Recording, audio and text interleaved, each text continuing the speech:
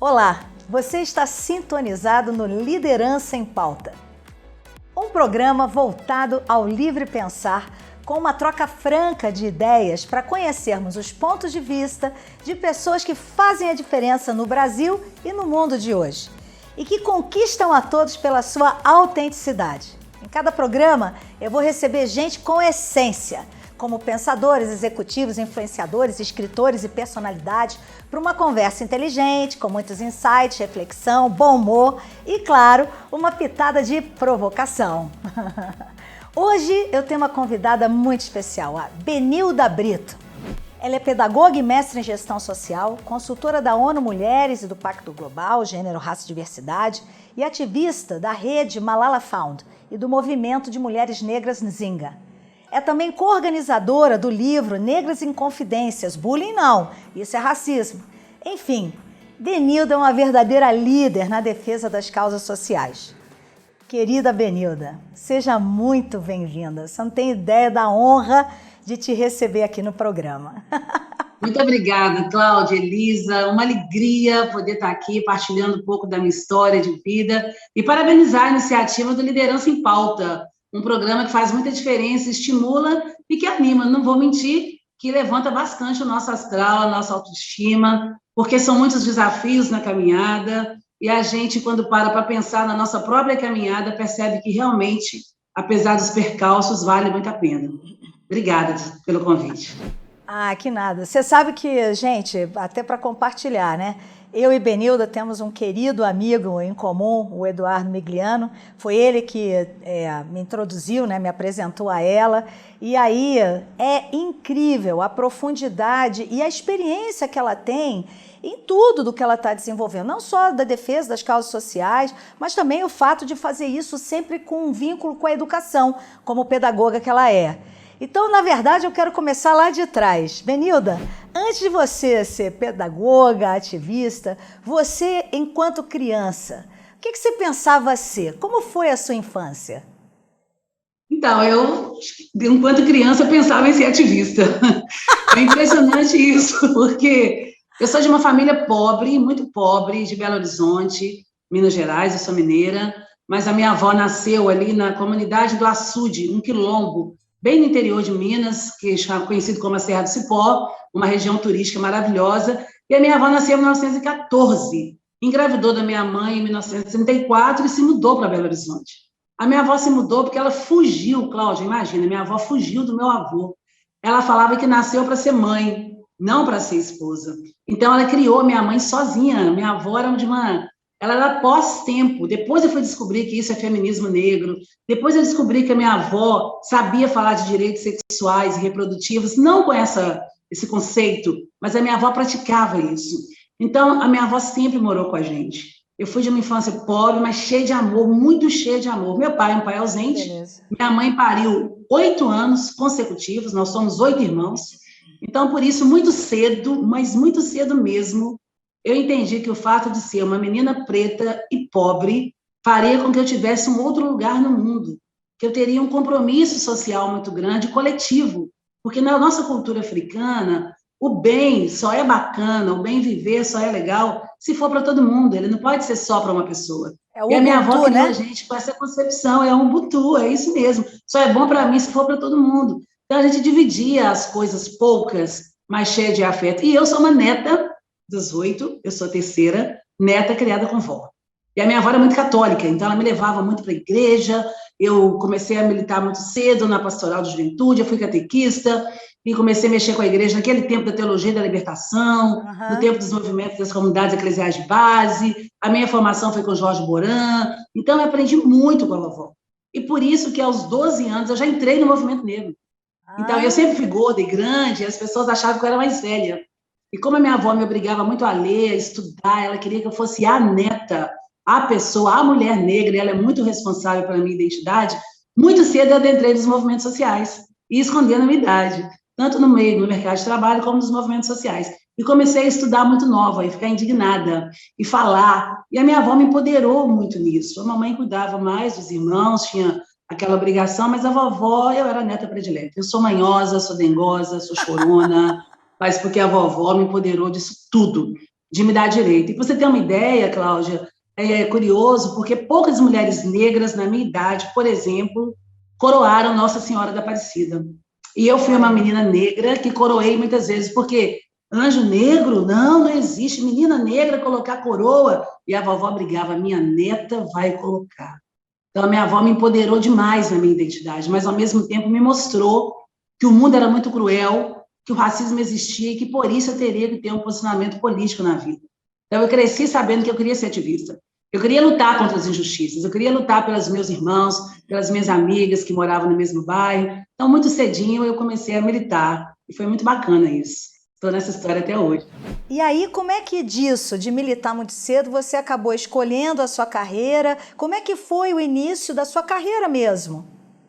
Curioso é isso também, Cláudia, porque na verdade eu não escolhi. Nem mamãe sonhava que eu fosse pedagoga. Eu sou pedagoga porque nós criamos, em 1981, o Nizinga, o Coletivo de Mulheres Negras de Minas Gerais. Então, nós, cansadas de dar entrevista para acadêmico, repórter, que perguntava o que é ser mulher negra e pobre, a tripla discriminação, a gente falava, poxa, gente, a gente quer falar por nós mesmos, nós temos que estudar, a gente tem que aprender a falar. Então, quem tinha ensino médio, não tinha ensino médio, foi fazer o supletivo, quem já tinha foi para o pré-vestibular, e a gente tem uma ata que eu carrego com maior orgulho, onde a gente define as profissões. Eu tinha 13 anos, eu estava terminando o ensino primeiro grau, fui fazer o magistério, porque na ata a gente escreve lá, precisa de alguém da história, precisa de alguém do serviço social, alguém da psicologia, para fazer enfrentamento político de combate ao racismo. E aí, Benilda, você vai para o magistério e para a pedagogia, para a gente poder trabalhar metodologias participativas, trabalhar didática, fazer formação negra, e foi assim. Aliás, a minha vida inteira é pautada para o enfrentamento ao racismo. A minha vida inteira é pautada, todos os meus cursos, minhas leituras, minhas escritas, minhas opções, todas elas, a minha jornada é uma jornada de militância. Eu tenho 53 anos, e ano passado eu completei 40 anos de militância ativa dentro do movimento social negro, né? Então, eu tenho um orgulho muito grande de toda a minha trajetória pelos direitos humanos, trabalhei na Coordenadoria de Direitos Humanos da Prefeitura, coordenei casa-abrigo para mulheres em situação de violência com recorte racial, eu dei aula na Universidade Católica há muitos anos, no curso de Direito, lecionando Direitos Humanos, então, coordenei gerência de educação na região mais pobre e negra da cidade. Então, toda a minha intervenção, a minha trajetória, a minha história foi toda voltada para o enfrentamento ao racismo, que começa lá atrás e que continua até hoje. É um caminho sem volta, né? Fui candidata a vereadora pelo PT no ano de 2013, eu vivi, foi muita coisa, assim. E os meus filhos todos têm nomes africanos, eu sou mãe do Adaê, significa sol nascente, tem 32 anos. Alaie, possuidor de vida, tem 28 anos. Ayana, flor de formosura, tem 22. São nomes de reis e rainhas africanas. Meu neto chama Enan, que também é um nome africano, significa enviado por Deus, tem 9 anos. Então, a minha vida, eu costumo dizer que o movimento social negro, principalmente as mulheres negras, foi o que me deu, Cláudia, para eu estar aqui, régua e compasso. Eu falo que em nome de muitos silêncios, de muitas mulheres, de muitas violências, e por isso eu acho bacana a liderança em pauta, né? Você conversar com a gente, que tem uma história nossa e que é uma história de verdade, né? Que é um compromisso social que nos move para estar aqui. E não é uma luta fácil. Eu trabalho contra a violência, né? Que é o racismo. O racismo é uma violência. Então, tem hora que a gente dá uma sacudida, acha que não vai dar conta, mas a gente tem um compromisso com uma raça, né? Então, isso faz a gente estar em pé, estar inteira. E faz estar em pé, e a música do Gilberto Gil também ajuda, né? Como você já falou aí, a Bahia já me deu régua e compasso. É isso aí, quem sabe de mim sou eu. É isso. É verdade. Perfeito, é isso mesmo. Você sabe que, gente, quando eu conversei com a Benilda, né, para convidá-la aqui, eu acho que é uma responsabilidade muito grande para quem entrevista, fazer boas perguntas que também ilustrem, né, eduquem a nossa audiência, quem vai ouvir, ver o programa, né? E eu falei para ela, ai, Benilda, eu nem sei se eu estou preparada para conseguir entrevistar, porque, de fato, eu tenho muita felicidade de ver que o tema, né, racismo estrutural, tudo isso ganhou uma maior relevância em tópicos, em webinars, em várias discussões na televisão, né, na imprensa de um modo geral, porque só assim a gente consegue discutir temas que talvez antes a gente não falasse tanto, né? Até porque as pessoas diziam, não, eu não sou racista. Agora todo mundo, até eu vejo, pelo menos no meu círculo de amigos, as pessoas dizendo, não, gente, vamos aceitar, a gente é o tal do racismo estrutural e que vem desde muito cedo. E aí, na verdade, a minha próxima pergunta é a seguinte, quando a gente olha a escola, né? A escola é o primeiro grande núcleo de convivência de uma criança, além da família, né? E já é um lugar onde muitas vezes a gente tem projetos pedagógicos que, em vez de já formar as crianças desde jovens, talvez sem racismo, ainda reforçam isso. Eu queria que você desse para a gente assim, alguns exemplos do que você vê de boas práticas que são feitas em escolas e que deveriam ser mais amplamente adotadas. E o que você acha que é uma mensagem muito importante também para fortalecer a identidade daquelas crianças negras que estão na escola? Cláudia, então, você faz uma pergunta fundamental. Eu já conversei isso muitas vezes com o nosso amigo Du, lá da 99, é um cara que eu gosto demais, é um branco antirracista, ele é um parceiro, eu sei disso, e eu acho assim, eu costumo dizer que só tem racismo estrutural porque tem mecanismo para alimentar o racismo estrutural, que é o racismo institucional. Mas só existe racismo institucional porque tem um racismo individual. Porque o racismo por si só, ele não ia se procriar, ele não ia se fortalecer. O racismo por si só, ele não ia se manter. Ele precisa de pessoas que o alimentem. As pessoas têm feito um discurso antirracista até a página 2. Porque quando você pergunta assim, mas você está disposto a fazer o quê para ser antirracista? Te afeta o racismo? Qual que é a sua disponibilidade? Ou também tem uma questão midiática, porque hoje está feio as pessoas não assumirem o racismo. Até quem negava, né, falava o Brasil é uma grande democracia racial, como Gilberto Freire falou aí em Casa Grande Senzala, e muita gente ainda usa essa referência bibliográfica nas pesquisas como verdade. Hoje não dá mais.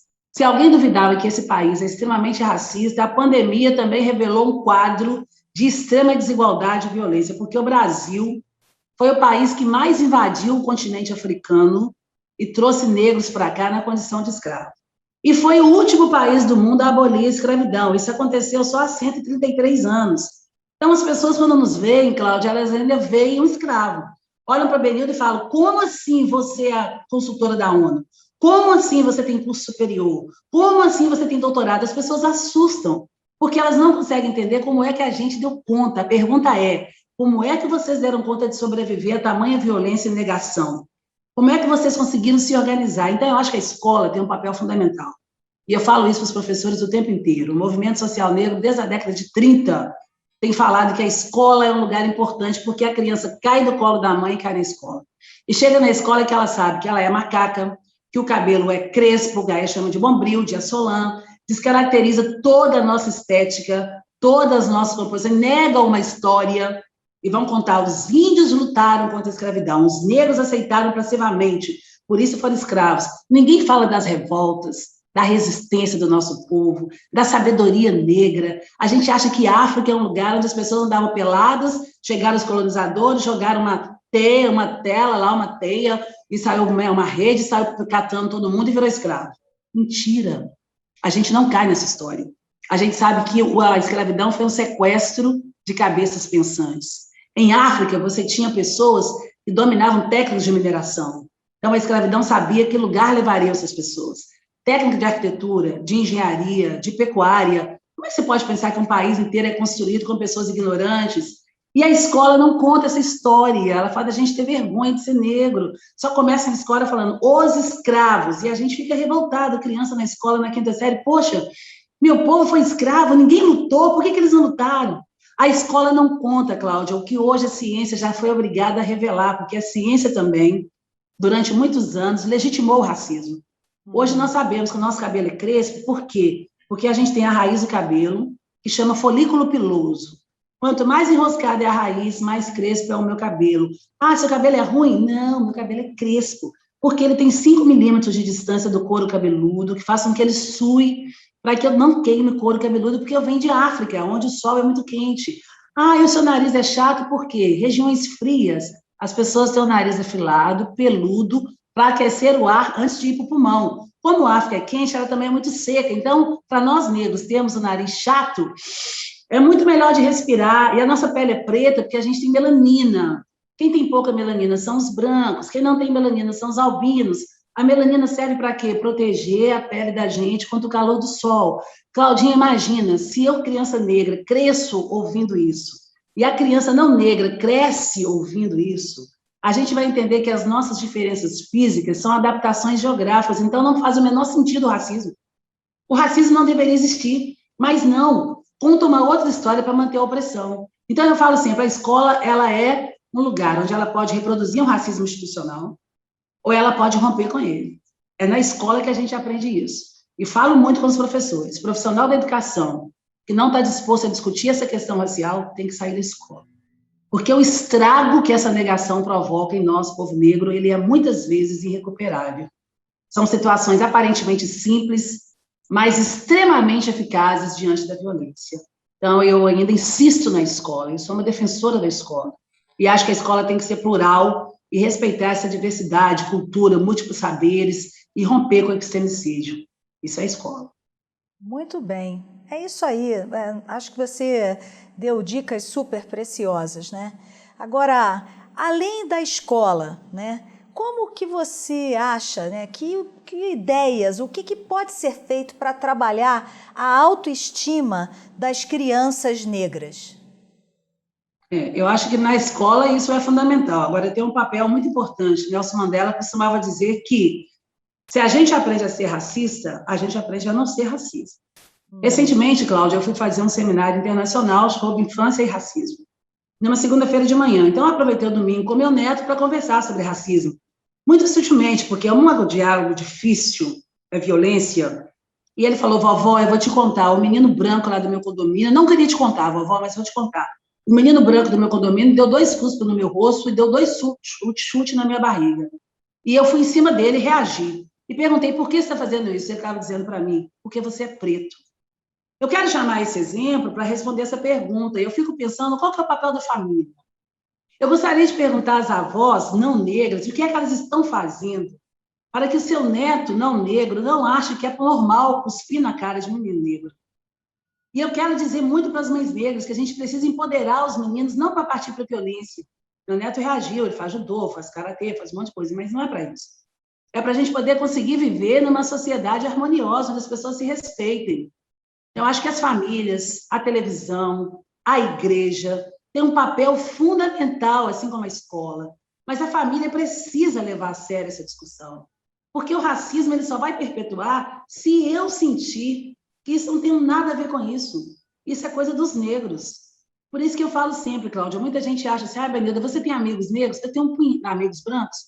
Eu tenho um punhado de amigos brancos. Eu sou uma mulher lésbica, já tive namoradas brancas, eu sou uma mulher de axé, e a minha religião, eu sou de Ançã e de Xangô. Na nossa religião, é uma religião de respeito, é uma religião inclusiva, é uma religião que parte da circularidade, onde a gente respeita todo mundo. Eu sou uma mulher feminista, então eu brigo pelos direitos das mulheres. Então, a minha postura, o meu lugar, me faz ter uma postura inclusiva e reflexiva e de denúncia. Porque eu costumo dizer que se a maior armadilha do racismo é a negação da nossa identidade, a melhor forma de encarar o racismo é a afirmação da nossa identidade.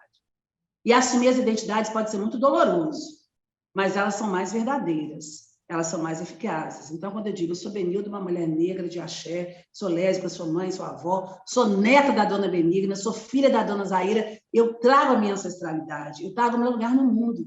Tem um ditado africano que fala assim, você pode até não saber para onde é que você vai, mas você tem que saber de onde é que você veio. Então, é essa ancestralidade que nos move, sabe? É esse o lugar. Então, eu penso que trabalhar a identidade, a consciência das crianças, falar da nossa autoestima, contar uma história verdadeira, que nós viemos de reis, de rainhas, que a África não é só aquele lugar que tem urubu, menino passando fome, leão, girafa. A África tem povos, são Áfricas, tem culturas, tem histórias, tem conhecimento, Então, isso empodera muito, conhecer uma história verdadeira, sabe, Cláudia? Que não coloca a gente tão para baixo, mas a história real do É nosso isso. povo, para dar orgulho para a gente, né? E a gente poder pensar, clássicos, por exemplo, Branca de Neve negra, Cinderela negra, Rapunzel negra, diversificar. Não é ocupar o lugar que nós pretos queremos, a gente quer também estar. Então, acho que a gente precisa trabalhar essa consciência, para É. trabalhar a autoestima.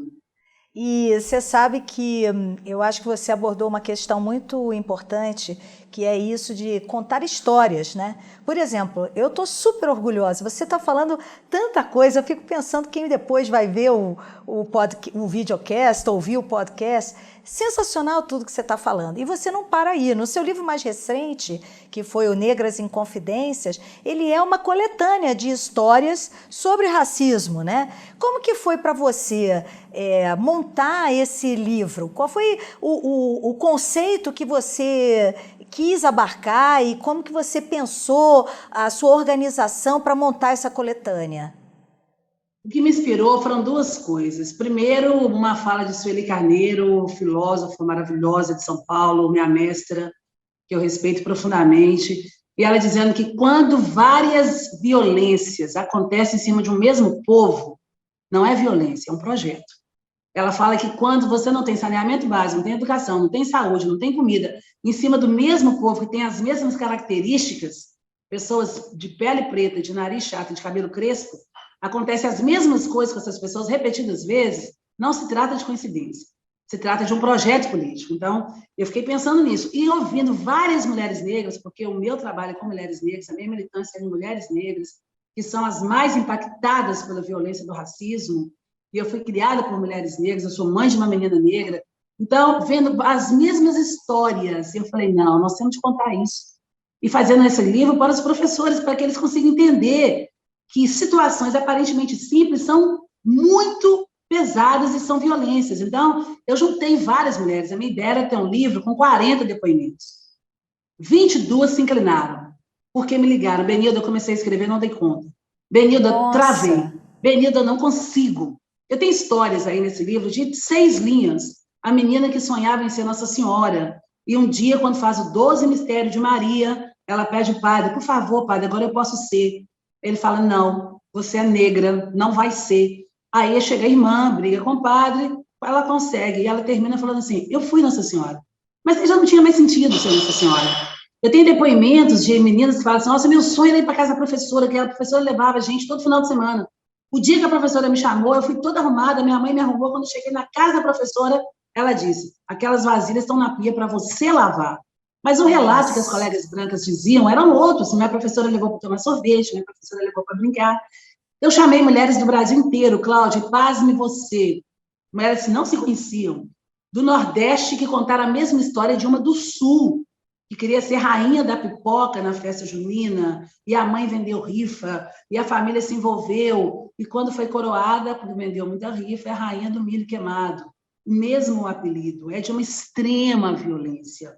A ideia do livro foi mostrar como é que o racismo é cruel, e ele não brinca. Eu costumo dizer, Cláudia, que não tem André Luiz, Bezerra de Menezes, Freud, Orixá, Chico Xavier, que faça a gente passar por cima de uma violência que é o racismo. Porque o objetivo do racismo é coisificar as pessoas negras. É tirar da gente o sentimento de humano. Por isso que eu escrevo aí, negras em confidências. Bullying, não. Isso é racismo. Enquanto o bullying descaracteriza as pessoas, o racismo desumaniza. Por isso que a minha avó era chamada de macaca, a minha mãe era chamada de macaca, eu sou chamada de macaca, meus 3 filhos são chamados de macaco, e o meu neto, aos 5 anos, já foi chamado de macaco na creche. Eu quero dizer que nem mudar a forma da violência, as pessoas racistas não mudam. Elas não mudam, elas continuam praticando. Então, o livro vem chamar atenção para isso. Professor, educador, né, o currículo tem que ser revisto, as histórias, o tratamento, não pode ter banalização nisso. Piadinhas racistas, comentários, achar graça, banalizar uma situação de racismo, você também está contribuindo para fortalecer o racismo estrutural, para a manutenção do racismo estrutural. Então, esse livro é necessário, é uma leitura difícil, foi muito difícil a construção, mas eu gosto muito dele, porque não tem nenhuma história fictícia, são todas histórias reais, importantes de ser lido.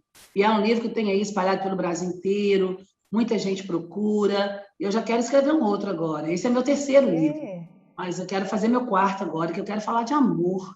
Quero falar como que é Aí, amor para nós negros, né? Nós somos um povo que amamos tanto e que tivemos que violentar, Cláudia, o nosso amor, negar o nosso amor tantas vezes.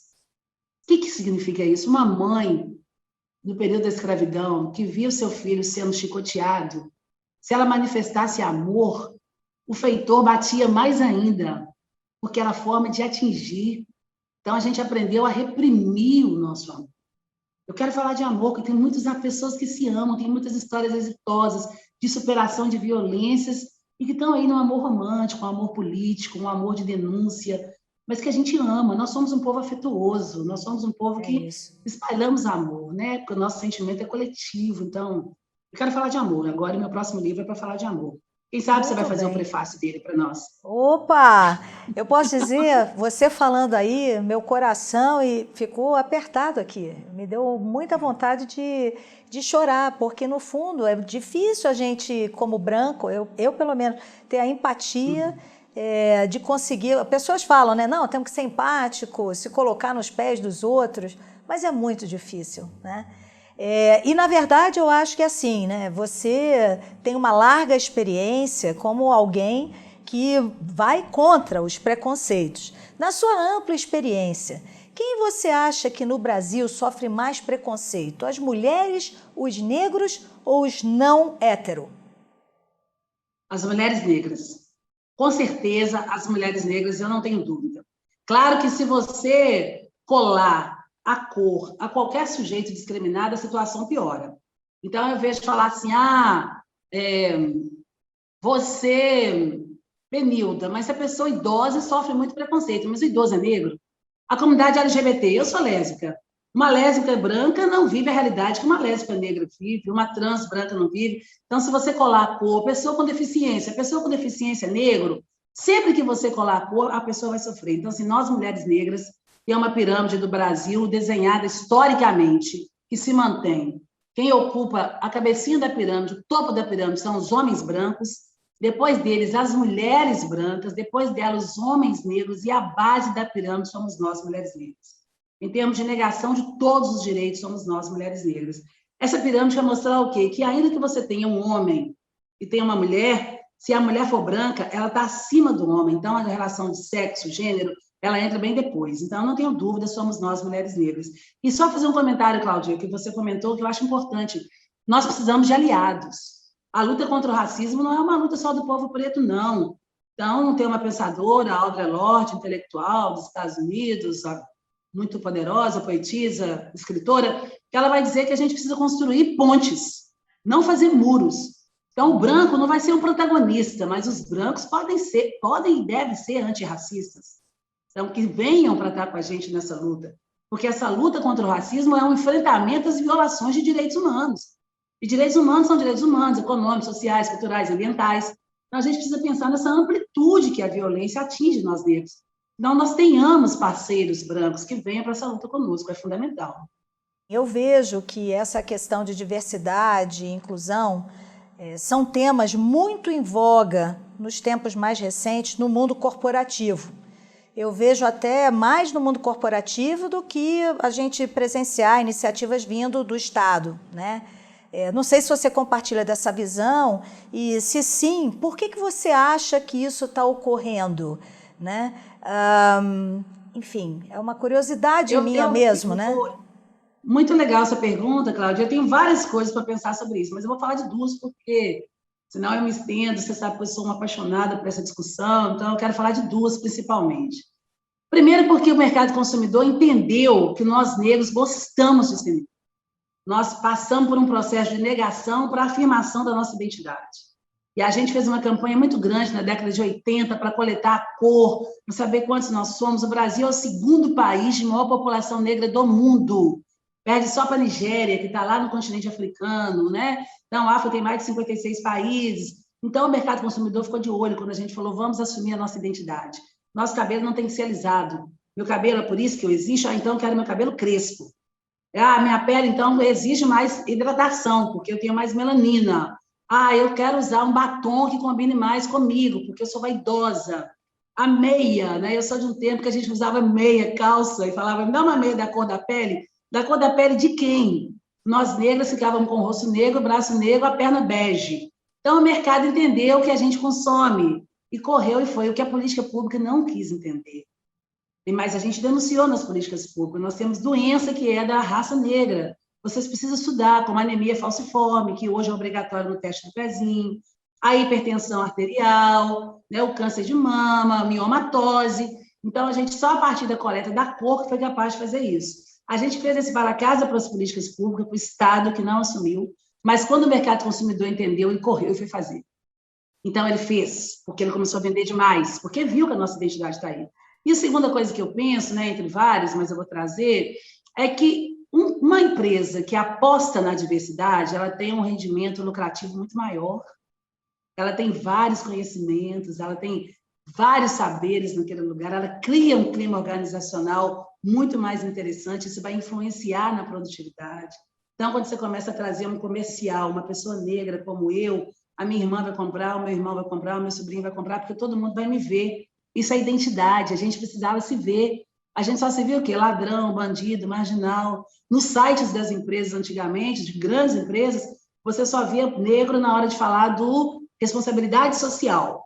Está aqui um descabelado, na empresa está ajudando, naquela parte lá da carreira, venha trabalhar conosco. Nunca tem uma mulher negra, né? Nunca tinha um menino negro, agora eles entenderam. E também o assassinato de George Floyd, agora negar aí, né, o movimento Vidas Negras.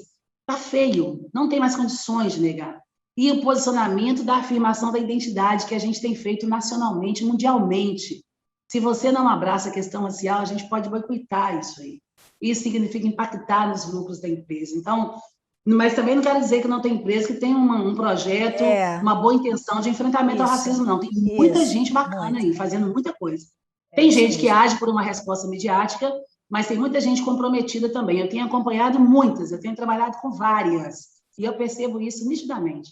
O envolvimento aí da gestão, né, dos superiores, do colegiado gestor, como é que as pessoas entram. Então, você tem as mais variadas formas, mas eu acho isso. Tem um olhar social para o consumidor e tem um olhar social para o direito. O triste é que muita gente que olha para o consumidor não nos vê como pessoa, vê o dinheiro, vê o lucro, mas também acho que tem muita gente hoje entrando nessa briga para enfrentar o racismo. É isso. Nós estamos no caminho. Estamos no caminho. E é o que você falou mesmo, muita gente fazendo por pressão e não por inspiração. Eu costumo usar essa frase para exatamente falar que a gente precisa estar enfrentando todos esses temas delicados, polêmicos, com contradições. A gente precisa estar falando sobre isso de uma maneira genuína, mas de fato não é todo mundo, a gente sabe disso. E aí talvez a pergunta que caiba aqui é, um líder, qualquer líder, no seu núcleo de convivência, uma empresa, uma família, uma escola, uma ONG, o que você vê que um líder tem que ter de atitudes e deve fazer para realmente implementar uma cultura de diversidade e inclusão no seu núcleo? Diversidade e inclusão, né? E diversidade, a gente está falando de todos os segmentos, todas as identidades, porque eu estou falando muito aqui da diversidade racial e tem as outras tantas. Então, eu acho que a primeira coisa que um líder precisa fazer é reconhecer que existe racismo. No caso da diversidade racial, da inclusão de pessoas negras, reconhecer que existe racismo. Reconhecer que esse processo da história nos trouxe num lugar diferenciado, numa hierarquia que a sociedade mantém. Ter um compromisso de enfrentamento significa dar visibilidade a esse problema e buscar alternativas. Então, acho que tem que buscar ajuda especializada, tem que ouvir, ter uma escuta apurada, ter uma leitura permanente, romper com o epistemicídio, trazer outros conhecimentos, ouvir as outras pessoas. A escuta é importante, conhecer a história de vida das pessoas, colocar nessas pessoas a humanidade para poder entender como é que impacta, não ver números só, mas ver pessoas com histórias, com identidades, que ocupam territórios, que têm outras culturas. É difícil. Vai ter que rever a sua formação, tirar os óculos do preconceito, a miopia que engessa um olhar modelo para pessoas brancas, hétero, católicas, o cabelo liso. Então, é muita responsabilidade, é desconstruir uma construção histórica. e uma atuação que pense que o impacto está no coletivo. Eu costumo falar, Cláudia, que quando uma empresa contrata um jovem, uma jovem negra, ela vai estar mexendo com uma raça, está impactando com uma história, porque o nosso dinheiro não é um dinheiro que você pega, tive uma promoção, vou comprar um carro, vou comprar um tênis, vou para o exterior. Não. O dinheiro que chega no jovem negro e tem uma oportunidade, ele vai pagar a prestação da casa da tia que está atrasada. O fogão da minha madrinha está muito ruim. Minha mãe está louca para botar o telhado.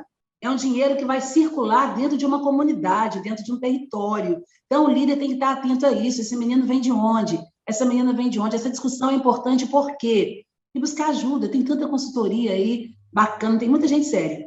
Tem muita gente não. Mas tem muita gente séria fazendo muita coisa. Então, eu acho que é buscar de verdade. Eu faço parte de uma consultoria que se chama Mucua. Mucua é a flor do baobá, o fruto do baobá, que é uma árvore, né, muito importante em várias regiões de África. Então, essa consultoria nossa difere das outras tantas, primeiro, porque nós somos todos ativistas, então a gente tem um compromisso com o movimento social. E segundo, porque todos os nossos movimentos e ações são afrocentrados, a gente volta para o continente africano, volta para o conhecimento africano, para valorizar o afrocentrismo para as nossas ações. Então, tem um grupo sério, mas tem outros grupos sérios também. Agora, tem muita gente oportunista, está aproveitando aí a onda, o debate da diversidade. Então, o líder também tem que estar atento a isso aí, a quem é que está chamando, quem que você escuta, quem que você lê de verdade, quem tem know-how para isso, né, para o enfrentamento ao racismo. Mas eu acho, Cláudia, ainda só para terminar essa questão, que a primeira coisa que ele tem que perguntar é para que ele quer uma política de diversidade e inclusão. Para quê? Essa resposta é fundamental. Ela vai medir o grau de comprometimento, de envolvimento, de seriedade, de investimento nessa ação. Se for para uma boa ação, ela vai ter resultado. Se for para uma questão midiática, ela vai passar rapidinho e tudo vai voltar ao normal. Tudo como era antes. E aí foi interessante você falar esse para quê, porque assim, a minha experiência em qualquer tema novo no mundo corporativo, se você quer trazer isso para a pauta estratégica e para a pauta do dia a dia do negócio, você precisa primeiro criar uma consciência sobre o tema. E você cria essa consciência falando, trazendo isso em fóruns, etc. Depois, você tem que definir, assim, bom, a gente criou a consciência desse tema, no caso aqui, a importância da identidade negra, a questão do racismo que existe e que a gente quer diminuir esse preconceito e outros dentro de qualquer ambiente corporativo, né? Aí a gente começa a fazer algum tipo de trabalho de educação mesmo. Eu acho que essa questão da educação, de falar vários dos itens que você aqui privilegiadamente eu pude ouvir você falar, mas eu acho que falta esse nível de educação, né, nas empresas de uma forma mais ampla. Depois eu acho que essa pergunta cabe mesmo, né, que é essa visão de para quê, né? Por que eu quero estar abordando e tratando esse tema no meu dia a dia no negócio, com que objetivo? E ele pode ser mais ambicioso ou menos ambicioso, dependendo da corporação. E por fim, numa empresa, inevitavelmente, a gente sempre vai falar de métricas, né? De como a gente acompanha que o tema ganhou tração ou que o que era uma ideia se transformou em prática, em realidade e em modus operandi, cultura organizacional, ou seja, entrou no DNA. E por que eu estou falando isso tudo? Porque, no fundo, você falou bem o para quê. E a minha curiosidade é se você que anda e convive com muitas empresas, você tem observado métricas sendo adotadas e quais? Eu tenho observado várias, sabe? Eu acho que você tocou num ponto aí muito importante que eu chamo com as empresas do primeiro processo, que são as pretagogias. Eu chamo de pretagogias esse letramento racial. Eu chamo de afrografias, é você abrir os seus olhares para ver que a linguagem, a oralidade é importante, mas que o corpo negro fala, a estética negra fala, e que a diversidade sempre existiu ali, naquele ambiente corporativo. Você não viu, para você não interessava, porque ela sempre se manteve naquele mesmo lugar, no lugar de trainee, na limpeza, de estágio, e, né, eu costumo falar, fazer o teste do pescoço. Você olhou para cima, não tem negro, olhou para o lado, não tem negro, olhou para o outro lado, não tem negro, opa, tem alguma coisa errada. Nesse país, que é o segundo país de maior população negra, você não vê negros dentro de um ambiente corporativo, você nunca teve um chefe negro, isso não te assusta? Seu orientador do mestrado, seus amigos de doutorado, você teve um, dois, ou não teve nenhum negro e está tudo normal? Em um país que é o segundo país de maior população negra, isso tem que te assustar. Isso tem que te assustar. Então, eu tenho visto muita gente hoje tomando um cuidado muito grande com dois setores, principalmente das empresas, que é o recrutamento, a área de recursos humanos. Ali pode ser barrado, porque o profissional de recursos humanos, que é racista, ele olha um candidato negro, ali ele já vai barrar qualquer possibilidade de entrada dessa pessoa dentro da empresa. Então, a gente precisa fazer uma pedagogia, um letramento com esses profissionais também de recursos humanos, para trabalhar outro imaginário. Eu acho que a comunicação, tem muita gente hoje, a gente lá com o Du, na Nine, a gente está fazendo um trabalho muito grande para trabalhar com profissionais de recursos humanos, para chamar atenção para isso, para rever o olhar, rever a forma. Então, eu acho que tem um processo muito grande hoje de editais voltados para ações afirmativas, para contratar jovens negros, meninos e meninas, repassando plano de cargos e salários, né, monitorando metas, pagamentos e benefícios são importantes, mas, além disso, eu tenho visto outras empresas também fazendo uma coisa que está enchendo minhas vistas, que são projetos, efetivamente, de preparar a juventude para concorrer a uma vaga e entrar dentro daquela empresa. Então, eu vi várias empresas, tenho acompanhado muitas empresas fazendo isso. Seleciona 30, 60, 90 jovens, dá o inglês, computador, acompanha o ensino médio, dá bolsa alimentação, porque para mexer com racismo estrutural, você tem que mexer na estrutura. Então, vão preparando esses meninos a refazer sonhos de carreira, de projeto de vida, de esperança, porque o racismo mata, não é só a morte do corpo, que a cada 23 minutos um jovem negro é assassinado no Brasil. Mata o corpo, mas o racismo mata os sonhos, mata a esperança, mata os projetos. Então, tem empresas que pegam os meninos hoje no ensino médio, acompanham na universidade e vão concorrer aqui numa vaga, né? Terminou o ensino médio, você já pode entrar aqui como trainee, como é que você está, vamos acompanhar, dá o inglês, né? Mexe com a estrutura toda, com a casa, com a alimentação, para que eles tenham condições de estar trabalhando ali. Então, eu tenho visto muita gente fazendo isso. E trabalhando no plano de cargos e salários, como é que melhora? Sabendo que uma mulher solo, negra, mora na periferia, trabalha na empresa, ora, nós temos que olhar para essa mulher diferente. Esse negro que está aqui há 20 anos, entrou aqui, já fez uma graduação, está fazendo pós-graduação e está congelado no mesmo lugar, então dá uma olhadinha de novo para os negros que já estão, para as possibilidades que chegam. Eu estou vendo muita gente fazendo isso, e traçando metas, monitorando metas e tendo metas exitosas. Eu estou animada. Eu acho, Cláudia, que a gente nunca chegou no tempo de um diálogo tão estreito sobre o enfrentamento ao racismo com a iniciativa privada como a gente está vivendo agora. Nós estamos vivendo um tempo muito, muito novo na história desse país, de negação e silenciamento do racismo. Eu estou bastante animada, tem muita coisa para mexer, mas nós já chegamos até aqui. Eu tenho 40 anos de militância, estou vendo com muito bons olhos o que a gente está vivendo agora. Foi. E no ano passado, né, o próprio livro da Djamila Ribeiro, né, que o Pequeno Manual Antirracismo, ele está entre os mais vendidos. Para mim, isso foi algo muito, muito impactante, que demonstra isso que você está falando, um novo momento mesmo na história. Você acha que isso é um sopro de esperança, Benilda? Mais da conta. Eu acho que é um sopro, uma brisa, uma ventania.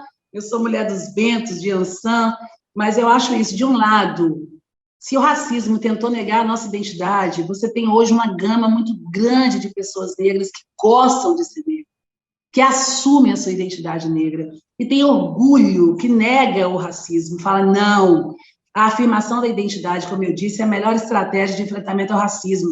Então, nesse meio de consumidores do livro da Djamila e tantas outras autoras e autores negros, a gente tem tido uma procura muito grande que as pessoas afirmam.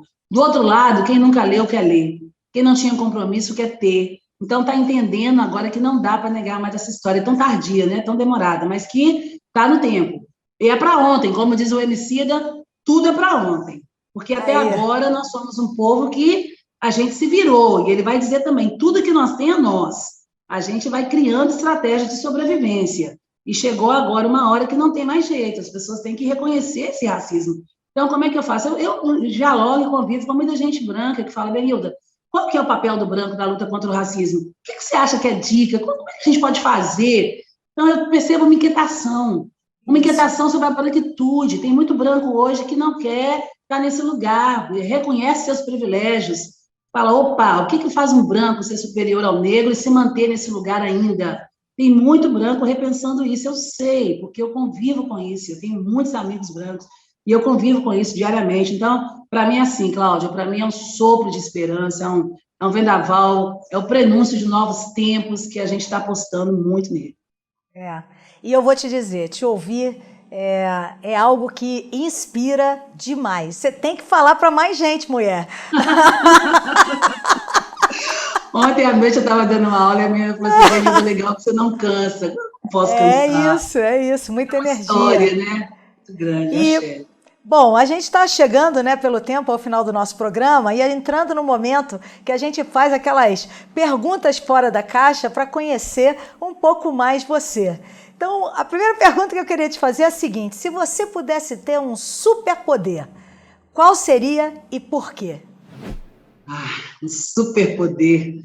Eu acho que eu ia pegar essa onda aí do afrofuturismo, voltar no passado e refazer a história. Queria refazer a história. Eu queria que o povo preto não fosse sequestrado do continente africano. Eu queria que as comunidades indígenas não fossem dizimadas, que a gente tivesse os índios aqui no Brasil.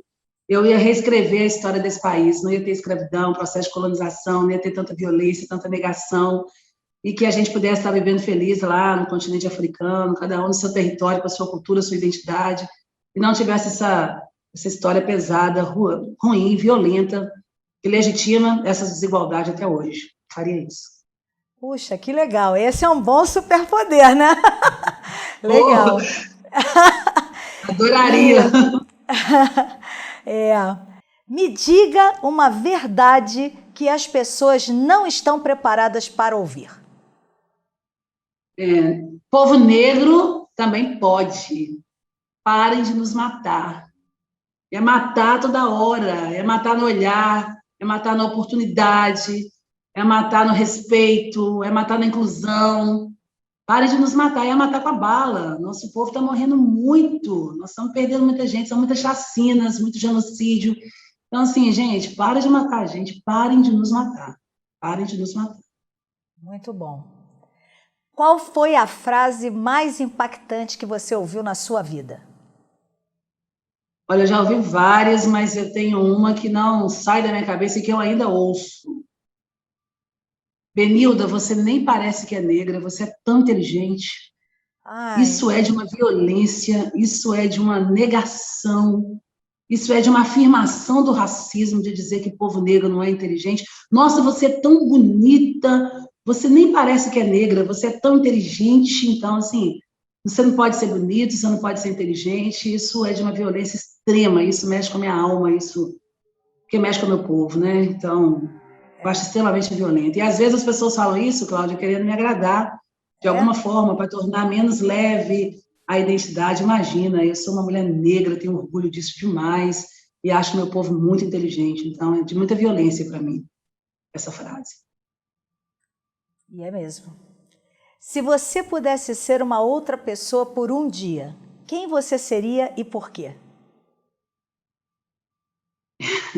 Essa pergunta é difícil, mas eu queria ser presidente. Eu queria ser presidente porque eu queria rediscutir políticas sociais, distribuição de renda, e por um dia, diante da insatisfação do atual governo, eu acho que eu queria, se eu fosse o atual presidente, eu queria ser presidente para fazer esse país diferente, mas se eu fosse o atual presidente, eu queria para poder sair do governo. Acho que a gente precisa mudar. Então, eu queria que a gente tivesse um presidente que pudesse pensar igualdade, distribuição de renda, ações afirmativas, mas se eu pudesse ser só um dia para ser presidente, eu ia pedir a renúncia se eu fosse o atual presidente hoje, diante da conjuntura, para que o povo pudesse ser mais feliz e respirar e ter mais respeito.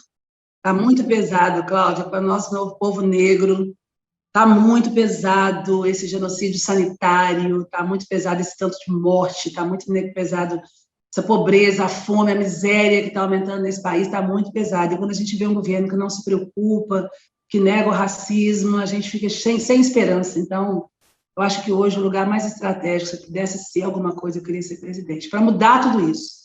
E se fosse só por um dia para não mudar, que viesse outro, mas eu renunciaria para que viesse outra pessoa no meu lugar. Diga uma coisa que as pessoas não sabem sobre você, não está nos blogs, não está nos buscadores da vida, e que, assim, você gostaria que as pessoas soubessem que você tem isso dentro de você. Eu adoro música gregoriana, ninguém nunca me perguntou, mas eu gosto de música gregoriana, porque eu morei em convento uma época, na adolescência, quando eu era bem nova, né, que eu mexia na igreja, e aprendi a ouvir música gregoriana, então eu tenho esse costume, né, e as pessoas acham que a gente que é negro não ouve música gregoriana, então ninguém nunca me perguntou isso, e eu estou revelando aqui, eu sou uma pessoa que eu Aí, gosto muito de música, sou musical, mas música gregoriana também é um estilo que eu curto muito, e eu conheço muito de música gregoriana. muito bem. Benilda, para ser feliz eu preciso de... Ah, de estar todo mundo feliz, de romper com o racismo, de agora nessa conjuntura, para ser feliz, eu quero todo mundo vacinado. Eu quero que esse negócio vá embora dessa pandemia, eu quero encontrar todo mundo de novo, tomar cerveja, fazer comida, dançar um samba. Eu tô com para ser feliz agora, eu acho que a gente precisa disso, acabar com essa violência e respirar outro tempo. Tá ruim, tá difícil, né? O mundo, como diz a Carolina Maria de Jesus, o mundo tem que ser diferente, porque o mundo tá chato. Então, para ser feliz, eu acho que é trazer um outro mundo, onde a felicidade seja coletiva e o respeito às diferenças. Eu Yeah. aposto muito. Eu ainda tenho uma felicidade utópica, mas eu acho que ela vai chegar. Ubuntu. Felicidade de um, felicidade de todos, né? Benilda, Exatamente. ser líder é... Reconhecer as diferenças, ter um olhar coletivo e plural, é saber ouvir, mas é ouvir de verdade, não é só escutar, é ouvir e criar oportunidades. Eu acho que liderança é isso, é o respeito à diversidade e as ações pensadas de uma maneira coletiva. Eu acho que é fundamental para o líder. Olha, Benilda, é uma pena que a gente, pelo tempo que a gente estima sempre de gravação, a gente está terminando o programa. Mas eu quero dizer para você que você é linda. É linda Obrigada. por completo, assim, já tínhamos conversado, mas hoje a paixão com que você falou, tudo que você falou, me tocou na alma. Então, agradeço demais, foi uma conversa incrível, aprendi muito e acho que tudo que você faz de militância ajuda demais o país, a humanidade, o ser humano, cada indivíduo, a ser melhor. Então, muito Muito obrigada. obrigada pelo seu tempo aqui conosco. Eu que agradeço, nossos passos vêm de longe, foi um presente te encontrar. Vou agradecer o Du, porque assim, eu acho que a gente estabelece agora uma relação de amizade, né? E isso é muito Isso, importante. é Sucesso por isso. Liderança em Pauta. Muito obrigada pelo presente. Obrigada, Benilda. E o Dumigliano, fundador da 99 Jobs, ele com certeza acertou quando fez essa ponte entre nós duas. Ponto importante. Muito É isso aí. obrigada. E esse foi o Liderança em Pauta. Obrigada por nos acompanhar. Se inscreva no meu canal de YouTube, o Cláudia Elisa Oficial, e aperta o sininho para ser avisado sempre que um novo programa for ao ar. Até a próxima!